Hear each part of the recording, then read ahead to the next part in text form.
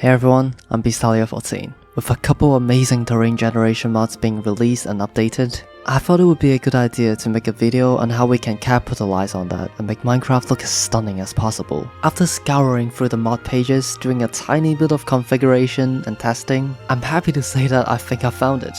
The most amazing looking version of Minecraft we've ever seen. So yeah, let me just show you these simple steps I've took to create such amazing results. The first thing we're gonna do is to select the 1.17.1 version.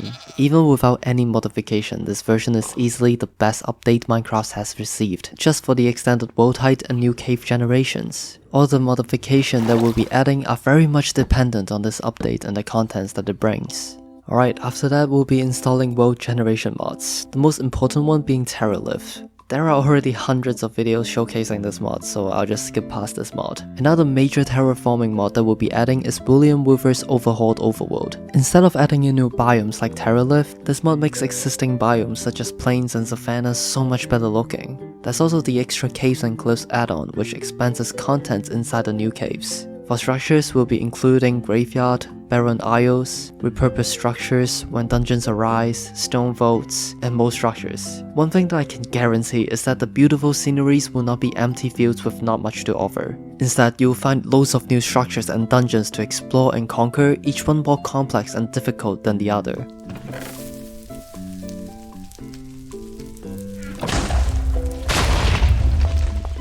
What comes next may surprise you. It's a simple mod called OpenLoader, which allows you to load datapacks into your world without needing to set them up separately for each world. This allows us to add in some amazing datapacks such as Incendium and ships, overhauling the ocean ruins and the netherworld completely. To be honest, datapacks are kind of slept on, but I think it's safe to say that these two datapacks are some of the best, if not the best, modification of its kind. To improve the nether and the end's generation, the obvious choice here are the better nether and the better end combo. One thing worth noting is how well the foliage and decorations from better nether fits in the new Incendium biomes. A very important mod in this list is the physics mod. I found that interacting with ragdolls and broken blocks makes the game a lot more beautiful and realistic. The new mod update, which allows the mobs to interact with ragdolls, also makes the game so much more interesting and funnier. Of course, when we talk about aesthetics, shader packs and resource packs cannot be left out of the conversation. One thing that is equally as important is performance, cause let's be honest, playing Minecraft on 3 FPS is not exactly a pleasing experience. For that, we'll be adding in iris shaders, lithium, ferret core, coal leaves, entity culling, and lazy DFU. I'll pause for a moment because these mods are useful in almost all fabric mod packs, so keep an eye out for these mods. As for the shaders, strangely enough, I found that BSL shader runs the smoothest among all the ones that I've tested, and that includes Beyond Belief, Zeus Renewed, and Complementary, but I guess that varies on different machines. As for the resource pack, I think this one is a bit up to personal preference, but I think Stay True is a great resource pack that doesn't affect performance. I mean, maybe a bit from the foliage, but other than that, the resource pack simply improves the default textures within the same 16x16 pixel dimension. And frankly, I love the improvements, but I understand that some people may not, so it's really up to you. Another optional change would be the game HUD. For me personally, I found it a bit distracting with the survival HUD and the right hand sticking out. But at the same time, if I'm playing on F1, it just doesn't seem too practical. So I decided to minimize those as much as possible while maintaining the functionality of the HUD. Firstly, we'll be installing the first person model mod. This hides the hand sticking out and frees up your screen for the beautiful sceneries. At the same time, we'll be installing the not enough animation mod so that you can actually see yourself performing certain tasks, such as eating, looking at a map, or boat rolling. As for the HUD, I decided to use the transparent HUD resource pack in combination with the HUD tweaks mod, which allows me to customize where I want the HUD to be displayed in. With these configurations, you can see much more of the world around you without even needing to change your FOV or render distance. I also recommend trying out Inventory Hud Plus simply because of the improved potion effect HUD. Other aesthetic mods that can't fit in the categories above include Presence Footsteps and Charm, which makes the game sound a lot more immersive.